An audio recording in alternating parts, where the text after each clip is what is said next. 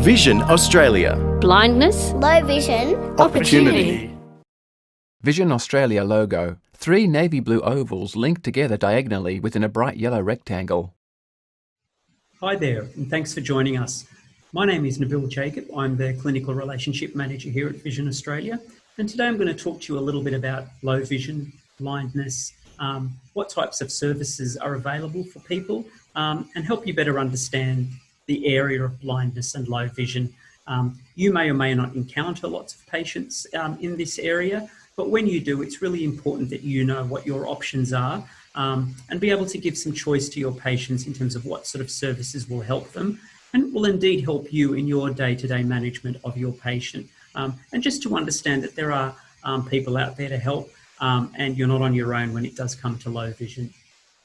I'm going to share my screen with you here to continue the talk.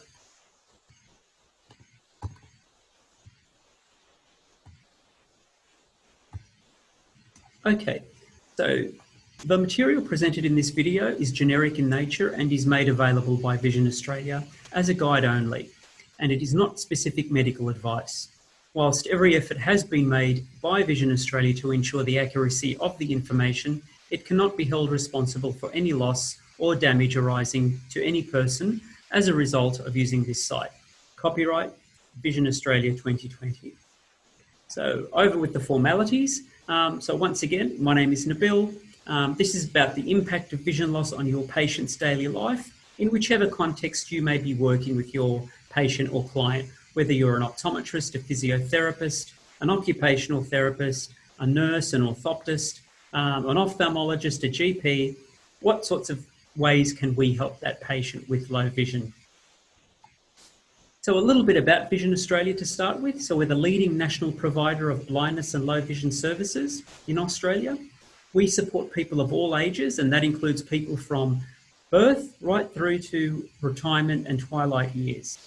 We work in partnership with people and their practitioners to help them live the life they choose. And what we mean by that is, what is it that they want to do that their vision is no longer allowing them to do? Do they want to play sport? Do they want to continue studying? Do they need to change professions now that they have lost their vision? Do they want to be able to cook meals at home, put makeup on? Very basic things that a sighted person may take for granted that may all change when somebody loses their vision or part of their vision. And the way we do that is focusing on 4 areas, and they are independence, employment, education, and social inclusion to help them achieve their goals and their needs.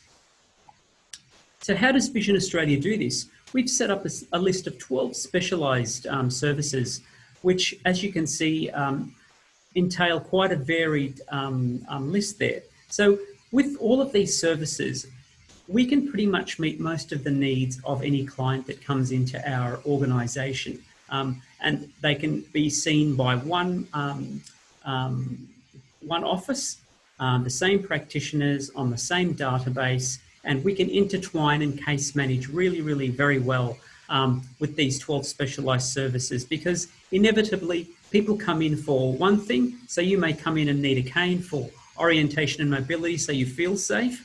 Then you might discover that, oh, I actually would like to join the library, or I also actually need some help with my computer and laptop now because I can't really see those well, and my job's becoming a little bit hard to do. I need some help at work to be able to continue my job.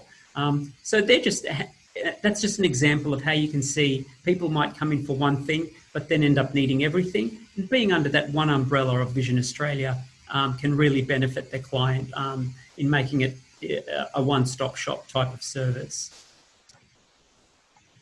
So the outcomes for today are an introduction to Vision Australia's specialised services, understand vision loss a little bit better, and know what available supports there are and when and how to refer. So a little bit of a definition of what visual acuity is, and that's when we test people's vision. So you can see it ranges from normal vision through to blind, and if you think of that 6-6 line right through to the 360, so that'd be looking at a vision chart from the bottom all the way up. So it comes to a point where you have pretty much normal vision, then you've got low vision, and that increasingly becomes worse to the point where it becomes a legal definition of blindness. So to put that into a bit better context, if you're looking at the vision chart, you'll see where the 6/6 normal line is. So that's normal vision. And yes, definitely you can have better than normal vision. And you can in fact be 2 lines less than 6/6 and still be able to get your driver's license. So it's still functional vision, even if you don't have 6/6 or 20/20 vision as the American notation is.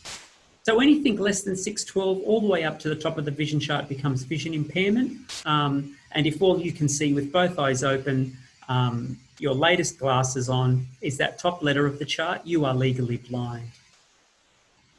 So visual fields are also very important when it comes to blindness, because it's not just the acuity of your vision, it's actually what you can see from the periphery or your visual field. So if your vision is less than 20 degrees in diameter in the eye with the better vision, you're once again considered legally blind.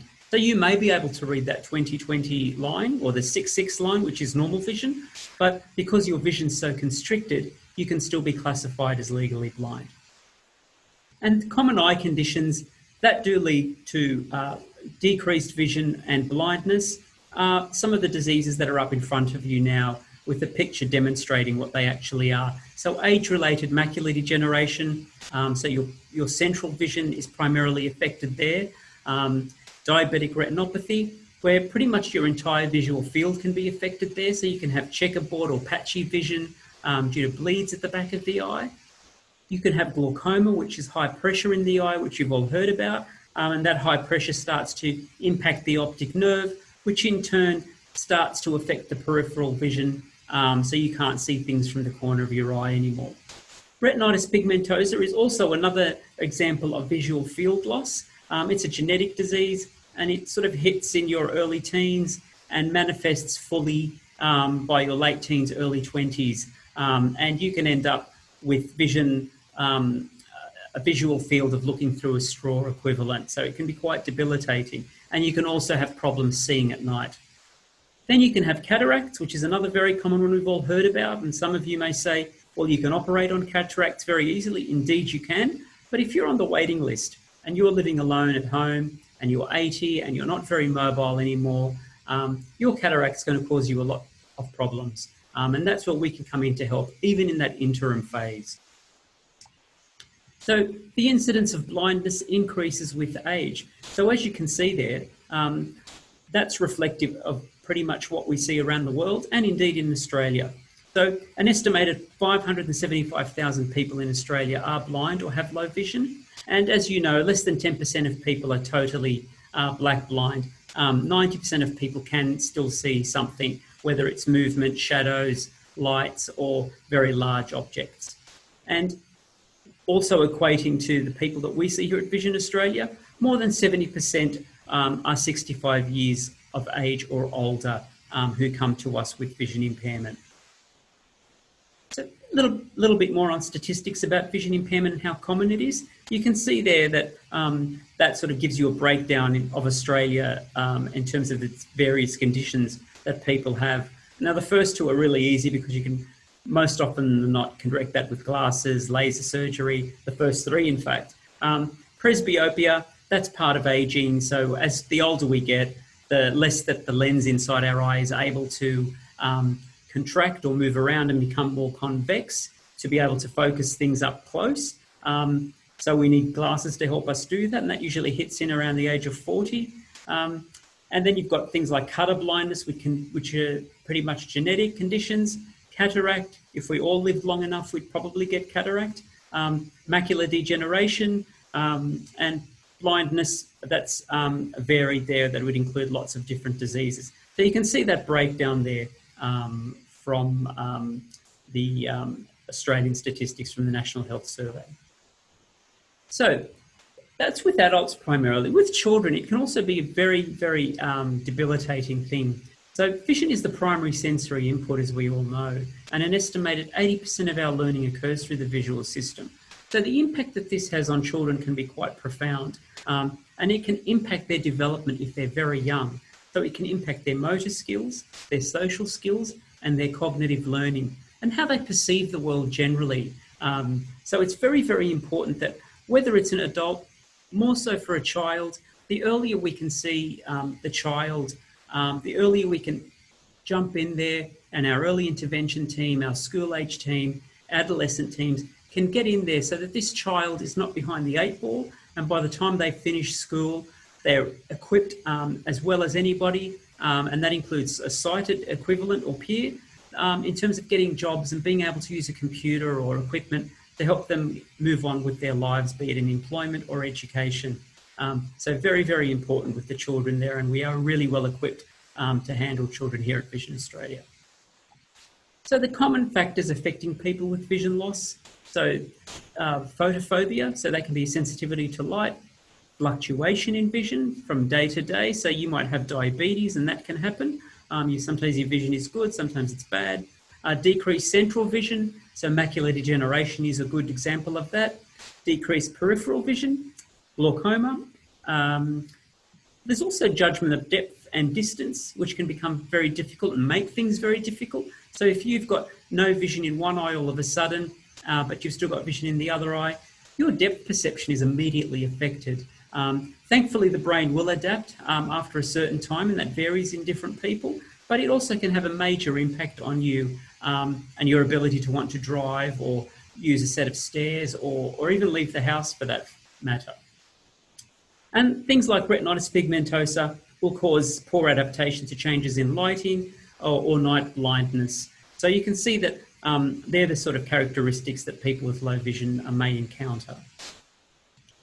So low vision affects people in different ways. So some people will start off right at the traumatic end, and definitely there are people who are suicidal when they've lost their vision, especially when it's sudden and they're younger, and they still have lots of life to live or children to raise. So that can be a very difficult thing, right through to people who are quite stoic and take it in their stride and come to terms with it and say, I've got this, I'm going to be an ambassador for people who are blind, and I want to help people, and I want to do anything I can to volunteer, to assist people, and use my journey to help them through their journey. So it's very varied, and you can never predict how people are going to react to vision loss. And they're just the observations that we've seen here at Vision Australia. But it's an important thing to remember. So what are the sorts of impacts that vision loss has on people? So things that we take for granted as sighted people day to day. So if you've lost your central vision, you're at home reading a book. How do I chop up some vegetables or some fruit? How do I cook? Do I make a salad, a fruit salad? How do I put my makeup on? I want to go out. How do I shave? The TV's on, I can hear it and I can see it blurry, but I really can't watch TV. Driving, of course, is out of the question because there's no way I can see, and especially at night where light is minimal. Your computer, your phone, your tablets, how would you continue to use those if you'd lost your vision? At the other end of the scale, with regards to your visual field, so your peripheral vision, the sorts of things that are going to be affected by loss of your visual field are transport, going to school, going to work, socialising, playing sport. So all sorts of outdoorsy things that are going to require you to leave home. They're going to become a lot more challenging for you because the environment's unpredictable and you don't know, you can't see from the side of your vision. So if you're walking down the street and somebody comes into your pathway, you may trip over them. Or you may want to go to the pub, have a meal with your friends, watch some football, but you're too embarrassed because the food's gone everywhere. You've bumped into about 3 people by the time you got to your chair. You've knocked your glass over. So things can become very, very difficult for people. Working, how do I pay my mortgage off? I've got 3 kids. I'm struggling here. I can't do my job anymore. Do I need to change jobs? Do I need more help in the current job that I'm doing to be able to do it? Sport is a major thing in most people's lives. And if you can't play rugby anymore, or you can't, you were playing netball or you were rowing, how do you continue doing those things?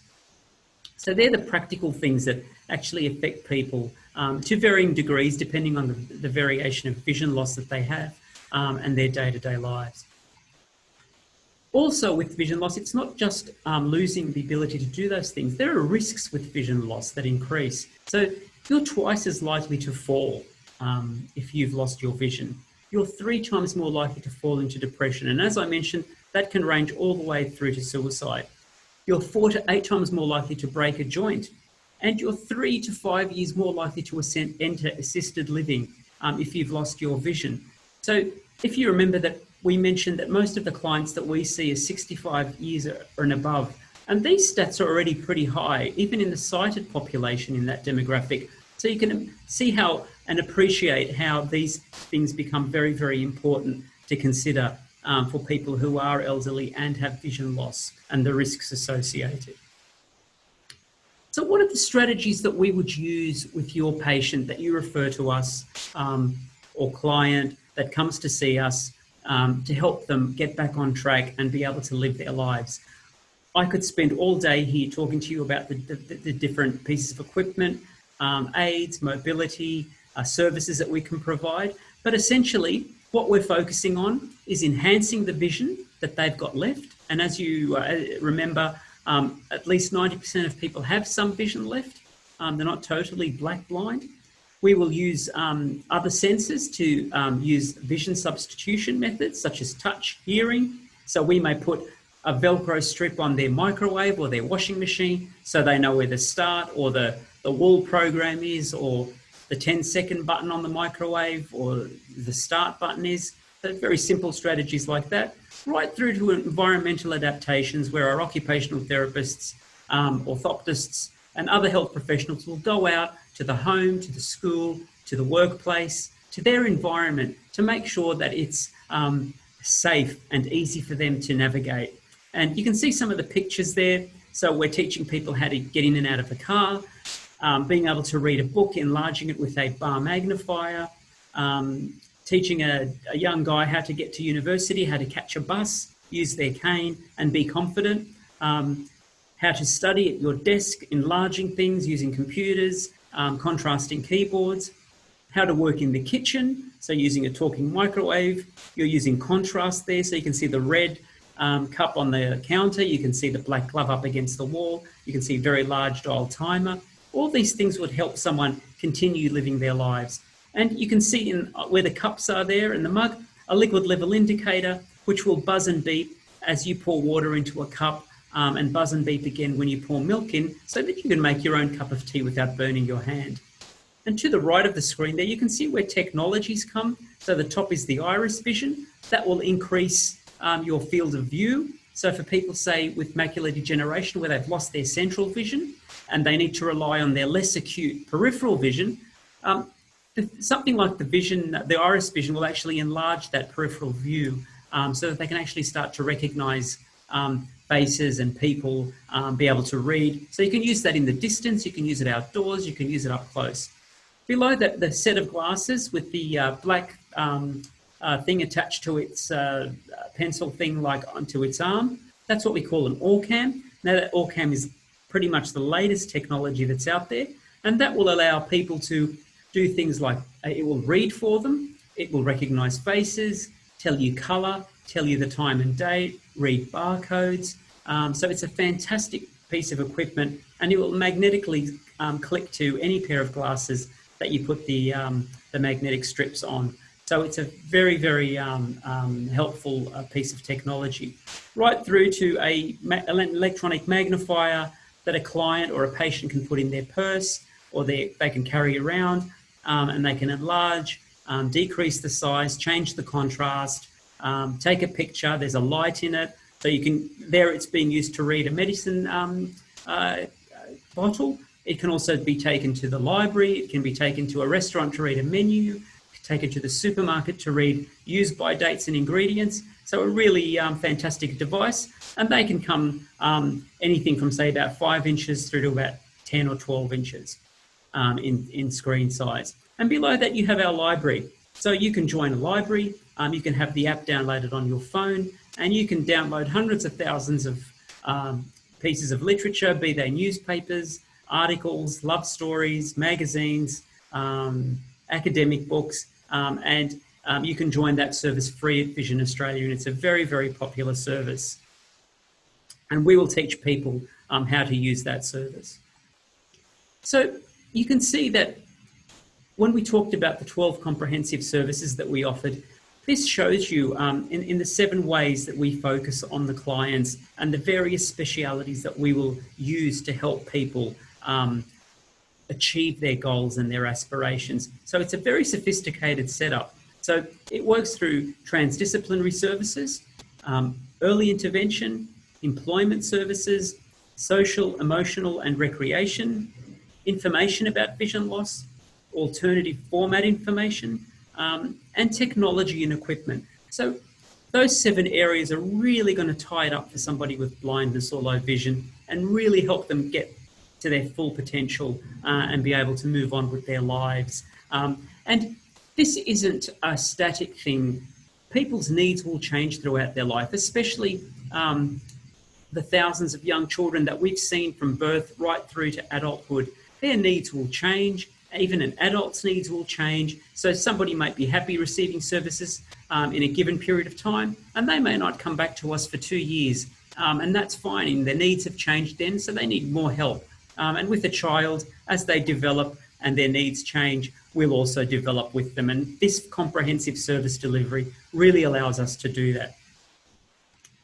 So I'm going to give you an example, putting it all in a bit of practicality. We have Valerie here. She's a 70-year-old woman with age-related macular degeneration, and that picture pretty much shows what she's seeing. So her central vision is gone, and that's pretty advanced macular degeneration. So what would somebody like Valerie come to Vision Australia for, and how could we help her? So we sat down with Valerie. She wanted to do things that are very, very practical. She wanted a guide dog. She would love to be able to read a novel. She wanted to be able to identify the price of items at the supermarket, and she wanted to stay socialising and be able to learn new skills now that she'd lost her low vision.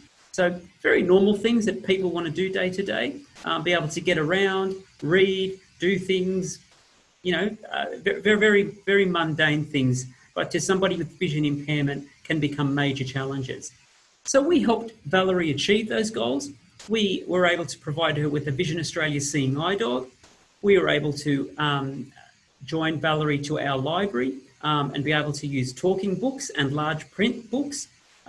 She was able to see the orthoptist who went out and helped her with her lighting and magnification tools to help her look at things in the periphery and use her peripheral vision better.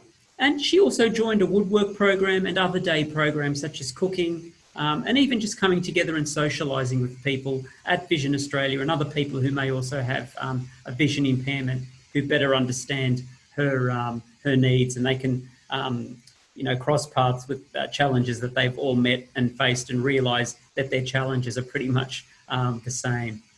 So at the other end of the scale, we have Marcus. So how do we help children? And so Marcus is a 6-year-old boy with congenital cataracts and cerebral palsy with low tone. So we sat down with Marcus, his parents, and we asked him, what are the things that you want to do that you can't do? And if you look at the picture there, you'll see pretty much what Marcus sees. So it's not very clear. It can be quite daunting. So he wanted to make new friends. He didn't want to feel left out because of his vision or his cerebral palsy. He wanted to be able to get to class without getting lost, walking through the wrong door. He wanted to be able to read books at school and be able to play sports. So pretty normal things for a young child to want to do and be like his peers and be able to do things that they're doing. So how did we help him? We were able to help him with orientation mobility training. So that helped him get around safely using a cane. He knew where he was, how to get to the toilet, how to get to the principal's office and things like that. We also engaged with a speech pathologist who helped him better be able to read and articulate and be able to read his books, a paediatric counsellor to work with him and his parents and just talk about those challenges that may be facing Marcus at his age and for his parents as well at home. The orthoptist who was able to work on magnification equipment with Marcus and be able to work out what the best one was with him, and physiotherapy, which can also assist with his low tone and his cerebral palsy to help him with his mobility in conjunction with the orientation mobility training.